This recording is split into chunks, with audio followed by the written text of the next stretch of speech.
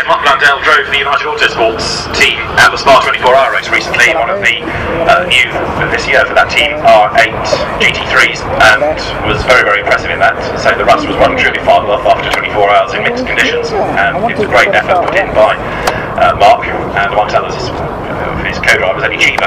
Eddie, in fact, had a power steering failure at Eau Rouge, which rather sobered him up, opened his eyes a bit wider, but the car got to the end, and the team did a remarkable job against some pretty tough GT3 opposition.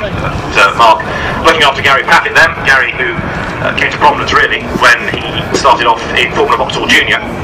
Back in the late 1990s, Gary getting on board the Mercedes now, but he was the winner of the Formula Vauxhall Junior Championship in 1998. He won the Formula Vauxhall Championship in 1999. He won the scholarship class of British Formula 3 in the year 2000, Gary, before he went off to race in German Formula 3. He was the champion of that in 2002 and moved into the DTM, I think I'm right in saying, after it was Alps and fell out of favour with Mercedes, and it was a good move by Norbert Howe to put the Brit into the DTM, 2005 champion.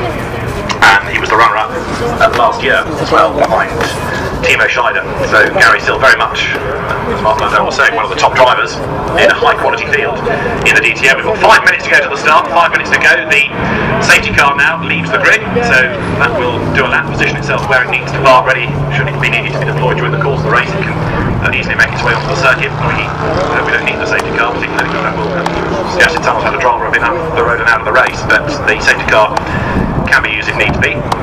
Paul de Rasta and Bruno Spengler there at the front of the grid. The two drivers getting on board the cars now. They've been starting to thin. You'll find the last engineers really hanging on there until the last minute, until the car comes to fire up the engines, then the grid will be cleared.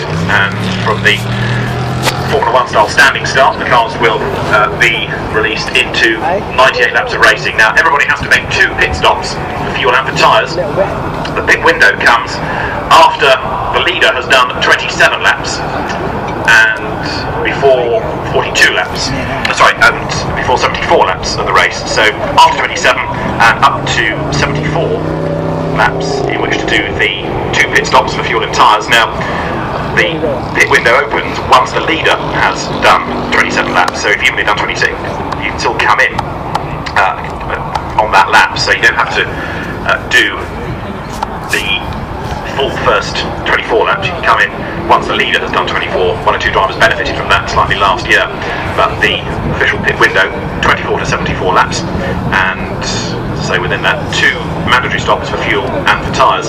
And preserving fresh sets of tyres is all part of the battle of this, because you need a new set of slicks for each part of qualifying that you get through. But if there's any chance of being able to use one set over 2 elements of qualifying, you therefore save another fresh set for the race. So that's something else the teams have to bear in mind during the qualifying procedure.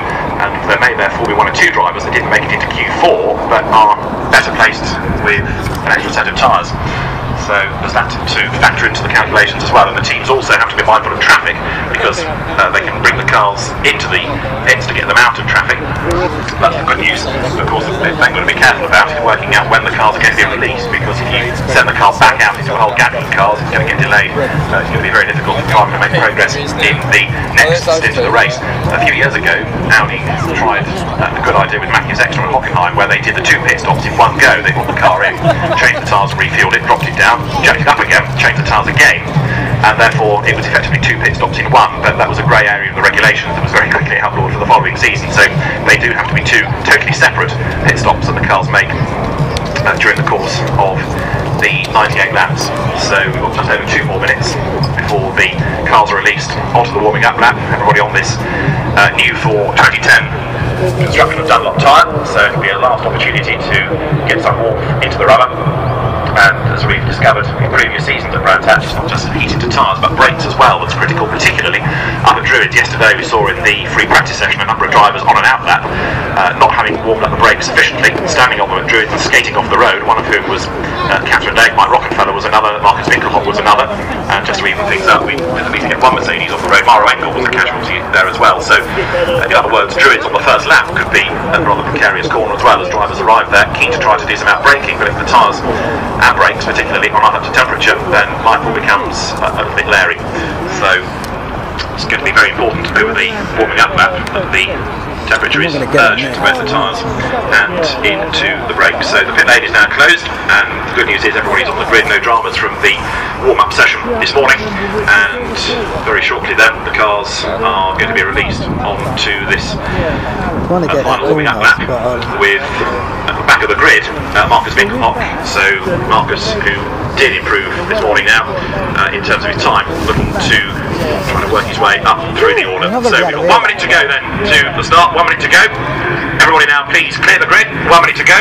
Engines all fire up, and the drivers very shortly are going to be released then onto this warming up lap. The engines fire, the doors close, the last engineers make their way off the grid, and with the final few engineers scurrying through the gap of the pit wall there, as soon as the grid is completely clear of mechanics, then the race director Sven Stopper will wave the green flag. The cars are going to be released then, and we will be set ready for the 7th round of the DTM for 2010, the continuing battle between Mercedes and Audi.